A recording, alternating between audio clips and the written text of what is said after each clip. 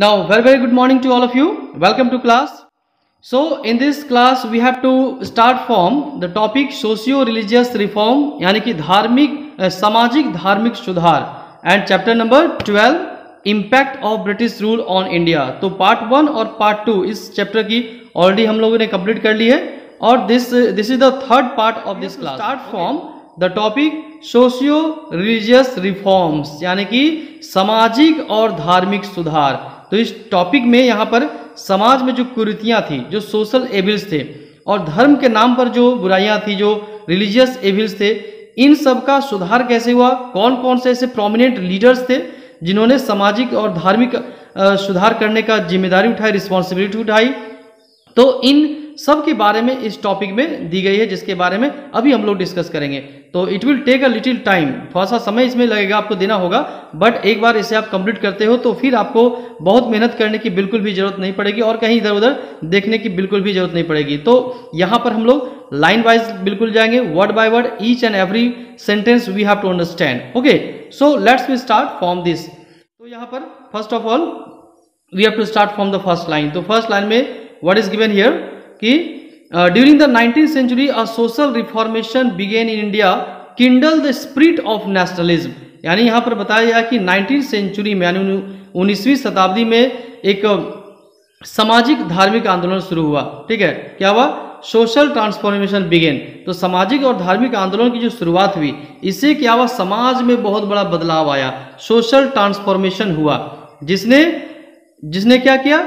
Begin in India kindle the spirit of nationalism. और इस सामाजिक और धार्मिक आंदोलन ने राष्ट्रवाद की भावना का प्रचार प्रसार किया. लोगों के मन में नेशनलिज्म की जो फीलिंग होती है, राष्ट्रवाद का की जो फीलिंग होती है, उस फीलिंग को जगाने का काम किया. किसने? सोशियो रिलीजियस रिफॉर्म्स ने, सोशल ट्रांसफॉर्मेशन होने के बाद. अब इससे फायदा क्या हुआ, इसका इंपैक्ट क्या पड़ा? तो close contact with western science, literature and thought change the mindset of the masses. जब हमारे कंट्री के लोग जो है वेस्टर्न कल्चर के क्लोज में आए, या वेस्टर्न पश्चिमी देशों के संपर्क में आए, वेस्टर्न कंट्री के संपर्क में आए, तो वहाँ के साइंस के बारे में लोगों ने जाना, लिटरेचर के बारे में, साहित्य के बारे में लोगों ने जाना, और वहाँ के विचारों के बारे में लोगों ने जाना. जब ये साइंस के बारे में, लिटरेचर के बारे में और वहाँ के विचारों के बारे में जाना, तो इस चीज़ ने इंडियन जो लोग थे, इंडियन लोगों के माइंड को बहुत प्रभावित किया और माइंड को चेंज किया, और नए विचारों को उसने जन्म दिया. न्यू थॉट्स और न्यू वे ऑफ जो लिविंग स्टाइल है, उन तरीकों को काफ़ी डेवलप किया. तो चेंज द माइंड सेट, यानी उनका जो सोचने का तरीका है, इस सोचने के तरीकों को चेंज कर दिया, यानी बदलाव लाया. किसने? वेस्टर्न साइंस ने, वेस्टर्न लिटरेचर ने और वेस्टर्न थॉट ने. नाउ नेक्स्ट में what it has been told, in the beginning only the elite classes were campaigning against discrimination. तो यहाँ बताया गया कि ऐसा स्टार्टिंग में क्या होता था कि जो हमारे कंट्री में जो भेदभाव की जो भावना थी, डिस्क्रिमिनेशन थी, तो इसके खिलाफ में पढ़े लिखे लोग ही आंदोलन करते थे या कैंपेनिंग करते थे कि डिस्क्रिमिनेशन नहीं होना चाहिए. लेकिन जब वेस्टर्न साइंस के साथ, लिटरेचर और थॉट के साथ जब लोगों का यहाँ पर जुड़ा हुआ, क्लोज कॉन्टेक्ट हुआ, तो अब क्या हुआ? But later the lower caste themselves rose against social injustice and evils in the Indian society. तो पहले क्या बताया गया कि पहले जो है यहाँ पर एलिट क्लास में जो पढ़े लिखे लोग थे, जो पैसे वाले थे या पढ़े लिखे थे, सभ्य समाज के सभ्य लोग थे, ये लोग ही डिस्क्रिमिनेशन के खिलाफ आवाज उठाते थे, प्रचार प्रसार करते थे कि हमें ऐसा नहीं होना चाहिए. लेकिन बाद में क्या हुआ? जो जिन्हें समाज में लोअर कास्ट समझा जाता था, नीची जाति समझी जाती थी, अब वे लोग भी वेस्टर्न साइंस और लिटरेचर और थॉट की से प्रभावित होकर अब उन लोगों ने भी इस डिस्क्रिमिनेशन के खिलाफ में कैंपेनिंग करना शुरू किया. ये बताना शुरू किया कि हमारे कंट्री में जात पात जो है, जो डिस्क्रिमिनेशन होती है, इसे नहीं होना चाहिए. और जातिवाद का जो सिस्टम है, कास्टिज्म जो हमारे कंट्री में है, सामाजिक इनजस्टिस जो है, सोशल इनजस्टिस जो है, समाज में अन्यायपूर्ण जो नीति चल रही है, इसके खिलाफ में लोअर कास्ट के लोगों ने भी कैंपेनिंग करना शुरू किया, लोगों को जागरूक करना शुरू किया कि ऐसा हमारे कंट्री में नहीं होना चाहिए. ठीक है, नाउ नेक्स्ट में इससे क्या हुआ फायदा कि many socio religious reform movement spread in different parts of India. तो जब सभी लोगों की पार्टिसिपेशन हुई, तो फिर क्या हुआ, पूरे भारत में ये सामाजिक और धार्मिक आंदोलन, सुधार आंदोलन, सामाजिक और धार्मिक सुधार आंदोलन, सोशियो रिलीजियस रिफॉर्म मूवमेंट पूरे देश में चली, पूरे कंट्री में चलने लगी। ठीक है। Now Kerala had suffered at the hands of a very rigid and oppressive caste system। अब यहां बताया गया है कि केरला में क्या थी कि वहां पर जाति सिस्टम जो थी, कास्ट सिस्टम बहुत रिजिड और ऑपरेसिव था, बहुत ही अन्यायपूर्ण था, बहुत ही रिजिड था। एक कास्ट के लोग दूसरे कास्ट में जा नहीं सकते थे, है ना। तो इस तरह से बहुत सारी टर्म्स एंड कंडीशन थे, पानी पीने की बात हो या स्कूल जाने की बात हो, मंदिर जाने की बात हो, तो इस चीज को लेकर के बहुत रिजिडिटी वहां पर थी, बहुत कठोरता थी वहां पर। कहां पर? केरला में। नाउ नेक्स्ट क्या हुआ कि social and economic status, the social and economic status of person was determined by his position in caste hierarchy in Kerala. तो केरला में कौन सा व्यक्ति जो है उसका समाज में क्या पोजीशन होगा, क्या उसका स्टेटस होगा, तो उस स्टेटस की जो वैल्यू दी जाती थी वो उसके कास्ट पर होती थी, जाति पर होती थी। यानी यदि उसकी जाति अच्छी है तो समाज में उनका अच्छा स्थान माना जाता था, यदि उनकी जाति लोअर मानी जाती थी, लोअर कास्ट से बिलोंग करते थे, तो उनका समाज में बहुत ज़्यादा पोजीशन नहीं दी जाती थी। तो ये कहाँ पर था? केरला में था, बहुत ही ज़्यादा थी। नाउ नेक्स्ट में, in the princely states of Kochi and Travancore and the governmental position were denied to lower caste and the non-Hindus। अब यहाँ बताया गया कि प्रिंसली स्टेट्स जो कोच्चि और त्रावणकोर में वहाँ का सिस्टम क्या था, वहाँ का सिस्टम क्या था कि त्रावणकोर और कोच्चि में जो गवर्नमेंटल पोजीशन थी, जो सरकार के दिन जो काम करते थे, सरकारी कर्मचारी होते थे, तो सरकारी कर्मचारी में लोअर कास्ट को और जो नन हिंदू होते थे, जो हिंदू नहीं होते थे, उनको वहां पर नौकरी नहीं दी जाती थी। यानी राजा के अंडर में वो लोग काम नहीं कर सकते थे, उनकी नौकरी नहीं कर सकते थे, उनके दरबार में कोई उन्हें काम नहीं दिया जाता था। तो this was the situation, this was the condition against which the social religious reform was started. तो ऐसी कंडीशन थी जिसके खिलाफ में सामाजिक और धार्मिक आंदोलन चलाया गया। अब देखो नेक्स्ट में क्या बताया गया है कि let's discuss some social and religious reformers. अब आगे जो हम लोग डिस्कस करनी है, इसमें कुछ ऐसे सामाजिक और धार्मिक आंदोलन जो करने वाले थे, सुधारक थे, इनके बारे में आगे हम लोग को डिस्कस करनी है। Some social and religious reformers, कौन कौन से रिफॉर्मर्स थे, धार्मिक और सामाजिक और धार्मिक सुधारक थे, जिनके बारे में भी हमें डिस्कस करनी है। तो नेक्स्ट हम लोग बढ़ते हैं, next page. And now first name is Sri Narayan Guru 1854 to 1928। तो पहला जो यहाँ पर सामाजिक और धार्मिक सुधारक दिया गया है, ये क्या है? Shri Narayana Guru. Now let's we know about him.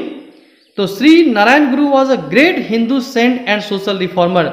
ये एक बहुत बड़े हिंदू साधु संत थे, है ना, संत थे और सोशल रिफॉर्मर थे, यानी कि सामाजिक सुधारक थे। Now he was born in Ezhava community of Kerala. इनका जन्म कहाँ हुआ था? एजवा कम्युनिटी में हुआ था, एजवा समुदाय में, केरला में। And what he done, he campaign against caste system, untouchability and Brahmin dominance and discrimination against the lower caste. इन्होंने जो अपना कैंपेन चलाया, अपना जो जागरूकता अभियान चलाया, किसके खिलाफ में चलाया?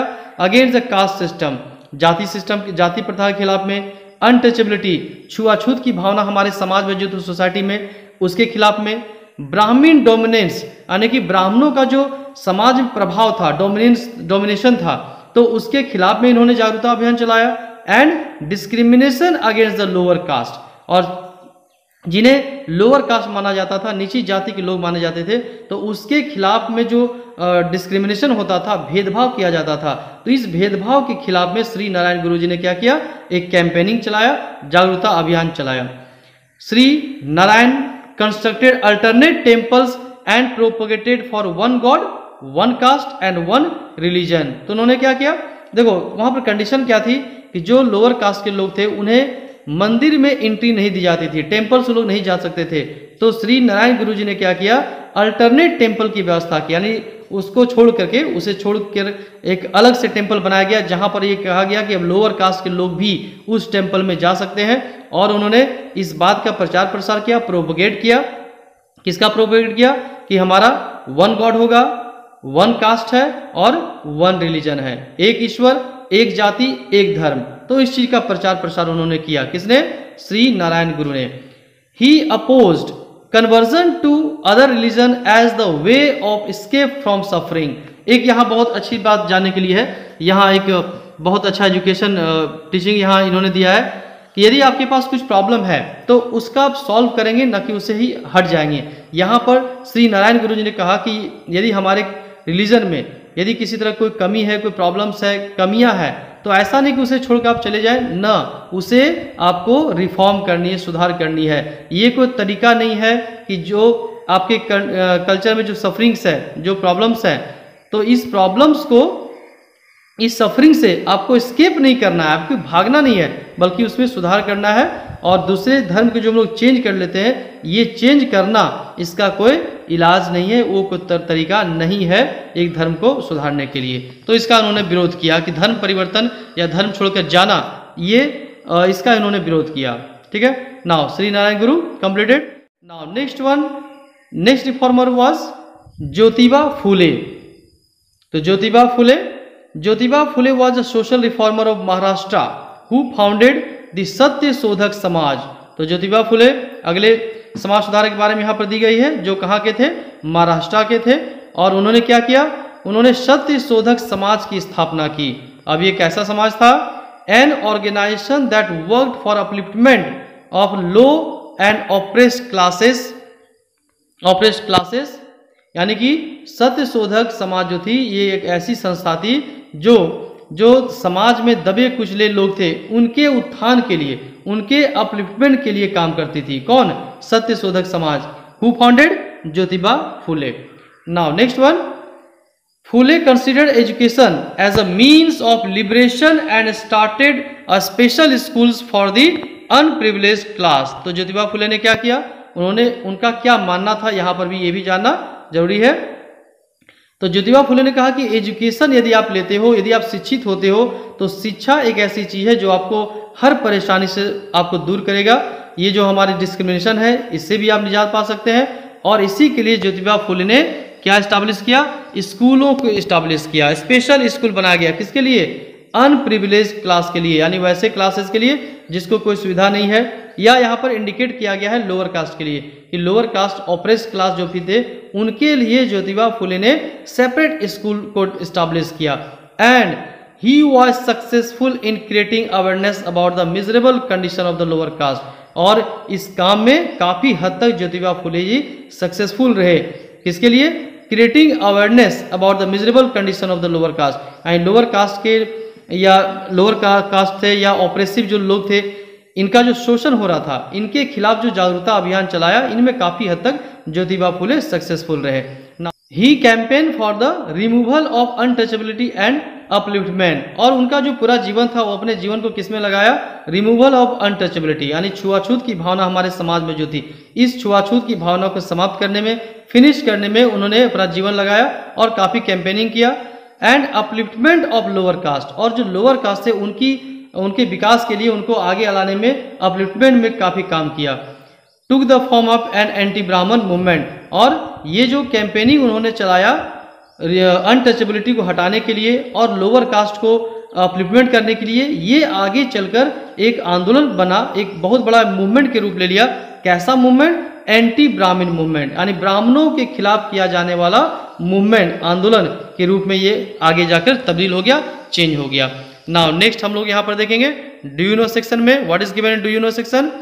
तो डू यू नो सेक्शन में Jyotiba Phule rejected Indian National Congress party. क्यों भाई, तो इंडियन नेशनल कांग्रेस पार्टी को ज्योतिबा फुले ने रिजेक्ट कर दिया, वहां से छोड़ दिया उन्होंने। And defined it as a party of rich and upper caste. और उसके पीछे कारण बताया कि ये जो कांग्रेस पार्टी थी, ये अमीरों की पार्टी है और अपर कास्ट की पार्टी है, यानी ऊंची जातियों की पार्टी है। और इसीलिए ज्योतिबा फुले ने कांग्रेस पार्टी को रिजेक्ट किया, वहां से उन्होंने छोड़ दिया। ठीक है, now next one Veera Salingam Kandukuri 1848 to 1919। तो Veera Salingam is considered the prophet of modern Andhra Pradesh as he awakened the Andhra society from the orthodox customs and superstitious. अब यहां देखो, वीर सालिंगम कांडीकुरी जो कहाँ के थे, आंध्र प्रदेश के। तो आंध्र प्रदेश के आधुनिक युग के ये प्रॉफेट माने गए, यानी ईश्वर का अवतार माना गया इन्हें, जो काफी सुधार वहां पर लाया। क्या किया उन लोगों ने, वीर सालिंगम कांडुकुरी ने? तो he awakened the Andhra society, Andhra Pradesh के समाज को उन्होंने जगाने का काम किया। किससे जगाने का काम किया? Orthodox customs and superstitious. तो वहां पर जो लोगों के बीच में अंधविश्वास था, सुपरस्टिशंस था, और वहां पर जो ऑर्थोडॉक्स कस्टम्स थे, यानी कि जो पुराने जमाने से चले आ रहे जो रीति रिवाज थे, इनके खिलाफ में लोगों को जगाने का काम किया। किन्होंने किया? वीर सालिंगम कांडुकुरी जी ने किया था। नाउ नेक्स्ट लाइन में, he was a reformer and the first person to write novel, drama, book on natural science and history in Telugu. अब यहां बताया गया कि पहले ऐसे रिफॉर्मर थे, सुधारक थे, जिन्होंने तेलुगु भाषा में साइंस और नेचुरल साइंस और हिस्ट्री पर उन्होंने नॉवेल लिखा, ड्रामा लिखा, बुक्स लिखा, इन सब को लिखा। किन्होंने? वीर सालिंगम कांडुकुरी ने। Now next one, he wrote Abhagyopakhyanamu, very difficult name, a humorous satire on the Andhra society. Next यहां बताया गया कि इन्होंने एक बुक भी लिखा जिसका नाम बहुत ही डिफिकल्ट है ना, अभाग्योपाख्यानामु, ये बुक का नेम है, और इन्होंने ये बुक लिखा। अब ये बताया जा रहा है कि ये बुक जो लिखा गया उसकी टॉपिक क्या था? तो उसमें एक satire on Andhra society. Satire means क्या होता है? व्यंग होता है, किसी पर कमेंट करना। तीखा पेपर में आप लोग देते हो ना, कार्टून कोना आता है, तो व्यंग्यात्मक टिप्पणी होती है। तो सटायर मतलब होता है व्यंग करना। तो आंध्रा समाज में, यानी कि आंध्र प्रदेश के समाज में जो कुरीतियां थी, सोशल एबिल्स था, या ऐसे लोग थे जो अंधविश्वास को मानते थे, तो उन पर उन्होंने एक व्यंग्यात्मक बुक लिखी जिसका नाम क्या था? Abhagyopakhyanamu. Okay, now next one, Veera Salingam started a magazine title Vivek Vardhani. अब देखो, वीर सालिंगम जी ने एक मैगजीन की भी शुरुआत की थी जिसका नाम क्या था? विवेक वर्धनी। अब इसमें विवेक वर्धनी में उन्होंने क्या बताया, इसके बारे में यहां बताया गया है। इन विच ही प्रोपगेटेड वुमेन्स एजुकेशन। देखो, महिला शिक्षा की बात उस समय देखो वीर सालिंगम जी ने किया था कि महिला शिक्षा के बारे में बात की। किसमें? कौन से बुक में? विवेक वर्धनी में। और क्या बात की उन्होंने? विडो रीमैरिज, विधवा पुनर्विवाह की बात उन्होंने की कि विधवाओं की शादी नहीं होती थी, तो विधवा की भी शादी होनी चाहिए, रीमैरिज होनी चाहिए, इसके बारे में उन्होंने बताया कि हाँ ये होनी चाहिए। And the right of women, और महिलाओं के अधिकार की यहाँ पर बात की गई है। तो यहाँ पर अपने विवेक वर्धनी बुक में उन्होंने किस चीज को प्रोपेगेट किया, किसको आगे किया? तो women's education, widow remarriage and rights of women के बारे में बात की। He was the first writer to write prose for women. अब यहाँ देखो, वे पहले ऐसे सुधारक थे जिन्होंने महिलाओं पर भी कविता लिखा। ठीक है, ही राइट प्रोज फॉर वुमेन, महिलाओं पर भी कविता कहानी उन्होंने लिखा था। He opposed Kanya Shulkam and marriage of old man with young girl. और इसके साथ ही पहले क्या होती थी कि अभी भी है, दहेज की प्रथा अभी भी है। तो दहेज प्रथा के बारे में जहां पर, जिसके बारे में यहाँ बताया गया कन्या शुल्कम। तो ये कन्या शुल्कम यानी कि प्राइस ऑफ ब्राइड, दुल्हन के लिए जो कीमत दी जाती थी। And marriage of old man, यानी कि जो अधिक उम्र के व्यक्ति होते थे उसके साथ कम उम्र की जो लड़की होती थी इसकी शादी कर दी जाती थी।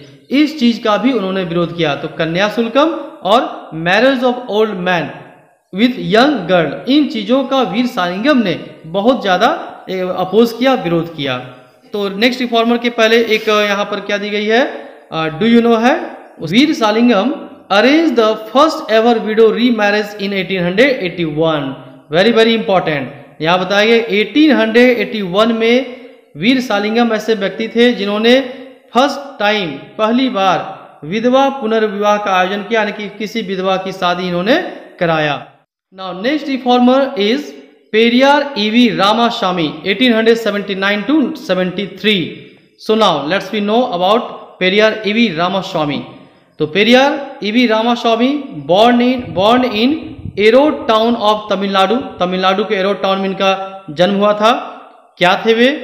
ही was a great rationalist and revolutionist. ये एक बहुत बड़े रिवोल्यूशनरी थे, आंदोलनकारी थे और रैशनलिस्ट थे। रैशनलिस्ट मीन्स क्या होता है? तर्कवादी, जो हर किसी बात को रखने के लिए तर्क देते हैं, लॉजिक देते हैं। तो लॉजिक, ये तर्कवादी थे। He left Congress in 1925 because he felt that party was only serving the interest of Brahmans. तो पेरियार ईवी स्वामी ने 1925 में कांग्रेस पार्टी को छोड़ दिया। क्या कारण बताया? उन्होंने कारण बताया कि कांग्रेस पार्टी जो है ये केवल ब्राह्मणों के भलाई के लिए काम करती है और ये ऊंची पार्टी की केवल ये पार्टी है। Party was only serving the interest of Brahmins, यानी ब्राह्मण जो कास्ट होते हैं, ब्राह्मण जो होते हैं, इनकी भलाई के लिए ये लोग काम करते हैं, उनके अंडर में काम करते हैं। तो he called Congress as a fort of Brahmins, यहाँ तक कि कांग्रेस पार्टी को कहा कि ये जो है कांग्रेस पार्टी जो है ये ब्राह्मणों का किला है ना, fort of Brahmins. He question the subjugation of Dravidian race by the Brahmins who enjoyed the donations and gifts of Dravidian but discriminated against them in social and religious matter।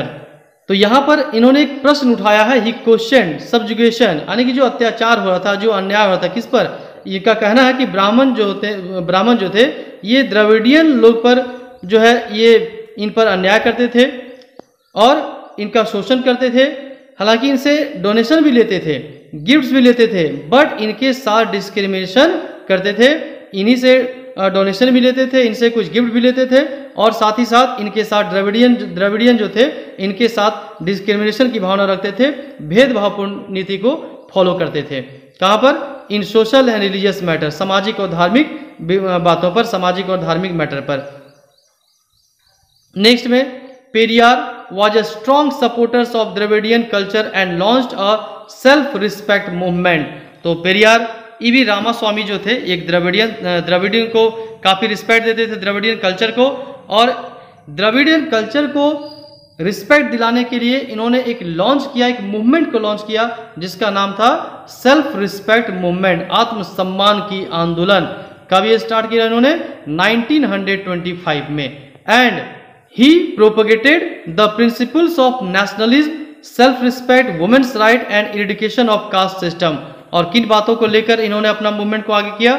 यहाँ पर उन्होंने प्रोपेगेट किया, लोगों को बताया नेशनलिज्म के बारे में, राष्ट्रवाद के बारे में, सेल्फ रिस्पेक्ट, आत्मसम्मान, अपने आप को रिस्पेक्ट दो, आत्मसम्मान की भावना को डेवलप करो, वुमेन्स राइट, महिलाओं के अधिकार की बात इन्होंने की, और एडुकेशन ऑफ कास्ट सिस्टम, और जाति प्रथा को समाप्त करने के लिए लोगों को प्रोपेगेट किया, अपना विचार लोगों तक पहुंचाया। तो ये था पेरियार ईवी रामास्वामी के वर्क एंड डीड्स।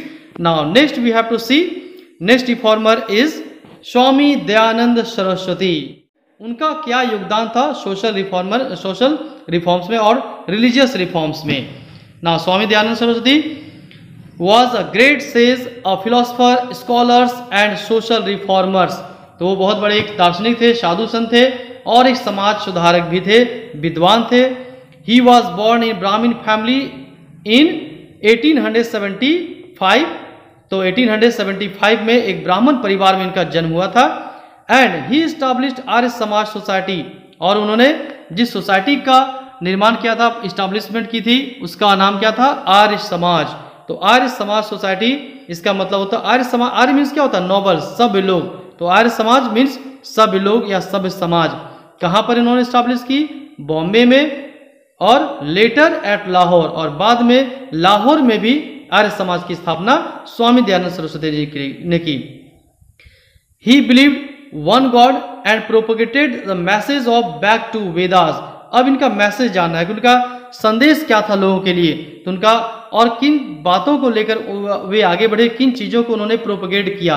तो उन्होंने कहा ही बिलीव्ड इन वन गॉड, एक ईश्वर, एक भगवान के बारे में लोगों को प्रोपेगेट किया, बताया लोगों को कि एक ईश्वर एक है और एक भगवान है। और सबसे बड़ी बात उन्होंने कहा बैक टू वेदास, और उन्होंने मैसेज दिया, प्रोपेगेट किया इस चीज को, बैक टू वेदास, यानी वेदों की ओर लौटो, वेदों की ओर लौटो, वेद को पढ़ो और जो वेद में दी गई है उसको फॉलो करना है। तो इसीलिए कहा गया है बैक टू वेदास, वेदों की ओर लौटो, वेद में जो दिया गया इस चीज को आपको फॉलो करना है, यही इसी से आपका कल्याण होगा। ये समाज सुधारने का एक अच्छा तरीका है। जो सोशल एविल्स यहाँ पर है, जो रिलीजियस एविल्स है, इन सोशल एविल्स और रिलीजियस एविल्स को इसी से दूर किया जा सकता है when people go back to Vedas. Now next one, which are the source of great knowledge. और वेद के बारे में क्या बताया स्वामी दयानंद जी ने कि ये जो है सोर्स ऑफ ग्रेट नॉलेज, ये बहुत महान ज्ञान का एक साधन है। इससे आप बहुत मतलब वेद का मतलब ही ज्ञान होता है, नॉलेज होता है, तो ज्ञान का ये सागर है। नाउ नेक्स्ट में he also started Shuddhi movement to reconvert Hindus who had been converted to other religions. तो यहाँ पर उन्होंने एक आंदोलन चलाया स्वामी दयानंद सरस्वती जी ने, जिसका नाम क्या था, शुद्धि मूवमेंट यानी शुद्धि आंदोलन। ये आंदोलन क्यों चला गया था, वैसे लोग जो हिंदू धर्म को छोड़कर किसी अदर रिलीजन को जिन्होंने अपना लिया था चले गए थे, तो इसका उन्होंने पहले विरोध किया और शुद्धि मूवमेंट के से वैसे लोगों को फिर से हिंदू कल्चर में या हिंदू जो कास्ट हिंदू जो रिलीजन है हिंदू रिलीजन में लाने का काम किया शुद्धि मूवमेंट के द्वारा। ही अपोज्ड आइडल वर्शिप, स्वामी दयानंद सरस्वती जी ने मूर्ति पूजा का विरोध किया, आइडल वर्शिप का विरोध किया, चाइल्ड मैरिज का उन्होंने विरोध किया एंड कास्ट सिस्टम का भी उन्होंने विरोध किया कि जाति सिस्टम नहीं होनी चाहिए, मूर्ति की पूजा नहीं होनी चाहिए और बाल विवाह नहीं होनी चाहिए, चाइल्ड मैरिज नहीं होनी चाहिए। ही was a great supporter of window री मैरिज, और वे विधवा पुनर्विवाह के भी बहुत बड़े समर्थक थे और साथ ही साथ महिलाओं की शिक्षा दिलाने के भी बहुत बड़े समर्थक थे। Next line, it has been told कि Swami Dayanand wanted to build a free strong and united India. Swami Dayanand क्या चाहते थे कि भारत किस प्रकार का भारत बनाना है, किस प्रकार का इंडिया बनाना है, एक स्ट्रॉन्ग इंडिया का निर्माण करना, एक स्ट्रॉन्ग इंडिया बनानी है, एक यूनाइटेड इंडिया बनानी है।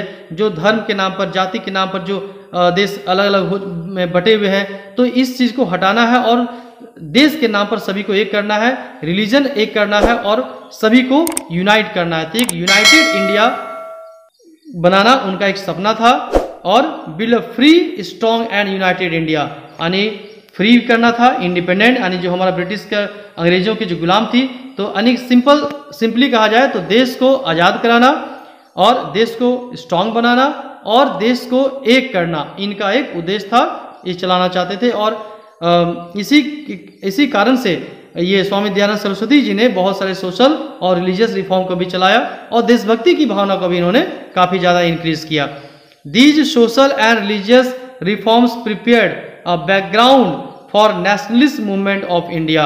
और स्वामी दयानंद सरस्वती जी ने ये जो सुधार लाया, ये जो रिफॉर्म किया, इसने देश में राष्ट्रीय आंदोलन जो आगे चलकर हुआ, तो राष्ट्रीय आंदोलन को यानी कि नेशनल मूवमेंट को चलाने में बहुत बड़ी एक इम्पॉर्टेंट रोल प्ले किया। जो सामाजिक सुधार आंदोलन चलाया, जो सोशल रिलीजियस रिफॉर्म जो स्वामी दयानंद जी ने चलाया, तो इसने बहुत ज़्यादा हेल्प किया नेशनलिस्ट मूवमेंट को आगे बढ़ाने में, राष्ट्रवादी आंदोलन को आगे बढ़ाने में। तो आज की क्लास हम लोग यहाँ पर एंड करते हैं and next we have to start part 4 from the next class. Okay all of you, have a nice day. जय हिंद, जय भारत।